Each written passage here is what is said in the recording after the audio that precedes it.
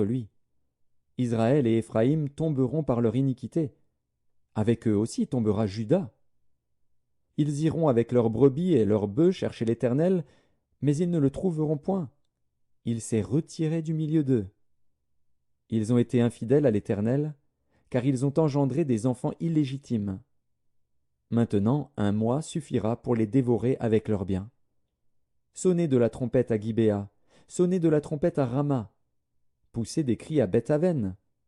Derrière toi, Benjamin. Éphraïm sera dévasté au jour du châtiment. J'annonce aux tribus d'Israël une chose certaine. Les chefs de Juda sont comme ceux qui déplacent les bornes. Je répandrai sur eux ma colère comme un torrent. Éphraïm est opprimé, brisé par le jugement, car il a suivi les préceptes qui lui plaisaient. Je serai comme une teigne pour Éphraïm, comme une carie pour la maison de Juda. Éphraïm voit son mal, et Juda ses plaies. Éphraïm se rend en Assyrie et s'adresse au roi Jareb. Mais ce roi ne pourra ni vous guérir, ni porter remède à vos plaies. Je serai comme un lion pour Éphraïm, comme un lionceau pour la maison de Juda.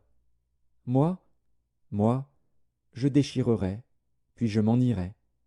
J'emporterai, et nul n'enlèvera ma proie. Je m'en irai, je reviendrai dans ma demeure, jusqu'à ce qu'ils s'avouent coupables et cherchent ma face.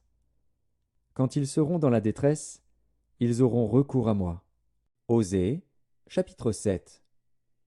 Lorsque je voulais guérir Israël, l'iniquité d'Éphraïm et la méchanceté de Samarie se sont révélées, car ils ont agi frauduleusement. Le voleur est arrivé, la bande s'est répandue au dehors. Ils ne se disent pas dans leur cœur que je me souviens de toute leur méchanceté.